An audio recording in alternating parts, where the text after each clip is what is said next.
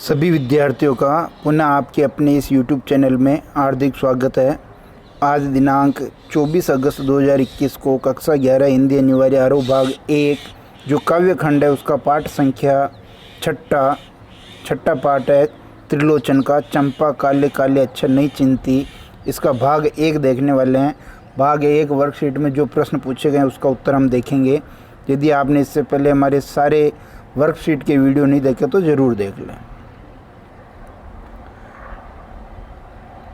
पहला प्रश्न कह रहा है त्रिलोचन हिंदी साहित्य के किस काव्य धारा से संबंधित हैं।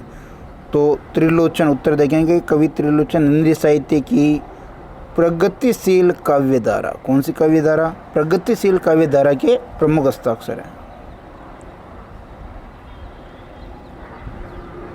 दूसरा प्रश्न देखिए कि त्रिलोचन कृत 2 रचनाएं बताइए। मैंने आपकी सुविधा के लिए यहाँ लगभग सभी रचनाएं लिख दी है, कोई सी भी 2 रचनाएं आप लिख सकते हैं। पहला है धरती, गुलाब और बुलबुल, दिगंत, ताप के ताए हुए दिन, शब्द, उस जनपद का कवि हूँ, अर्घान, तुम्हें सौंपता हूँ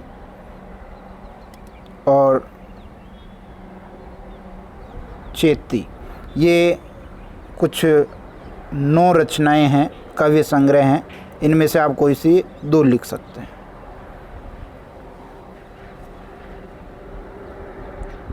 तीसरा प्रश्न देखिए चंपा को अचरज कब होता है? अचरज यानी आश्चर्य।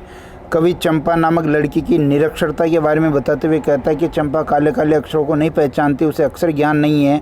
जब कवि पढ़ने लगता है तो वह वहाँ आ जाती है। वह उसके द्वारा बोले गए अक्षरों को चुपचाप खड़ी खड़ी सुना करती है। उसे इस बात की बड़ी हैरानी होती है कि इन काले अक्षरों से ये सभी ध्वनियाँ कैसे निकलती है। ये आश्चर्य की बात है। उसके लिए आश्चर्य की बात क्या है कि काले अक्षरों से ध्वनियाँ कैसे निकलती है। वह अक्षरों के अर्थ से हैरान होती है। ये इसका उत्तर है।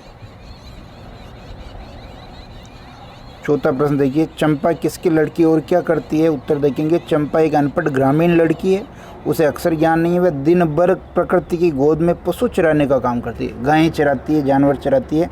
स्वभाव से नटखट है और कवि को दिन भर बैठकर लिखते पढ़ते देखती है। 5वां प्रश्न देखिए अंतिम, कवि ने चंपा की कैसी छवि रची है? तो कवि ने चंपा की निम्नलिखित विशेषताओं का उल्लेख किया। क्या क्या छवि है जो चंपा की है? पहला देखिए वह निरक्षर है, उसे अक्सर मात्र काले चिन्ह लगते हैं। वह सदैव निरक्षर रहना चाहती है क्योंकि अगर वो पढ़ी लिखी हो जाएगी तो उसे विस्थापन की समस्या से जूझना पड़ेगा।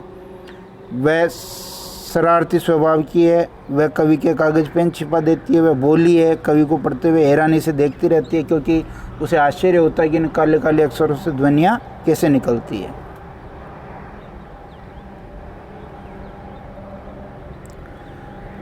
वह स्पष्टवादिनी है यानी स्पष्ट कह देती है। वह अपनी बात को घुमा फिरा कर नहीं कहती है। वह विद्रोही स्वभाव की है, उसे पता है कि शिक्षित व्यक्ति अपने परिवार को छोड़कर दूसरे शहर चला जाता है, अतः वह कहती है कि कलकत्ता पर आपदा आई।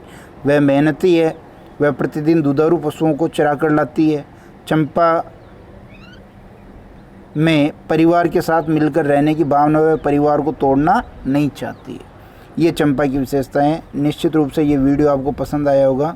वीडियो पसंद आता तो लाइक कीजिए, शेयर कीजिए। चैनल को सब्सक्राइब नहीं किया तो ज़रूर कीजिए। धन्यवाद।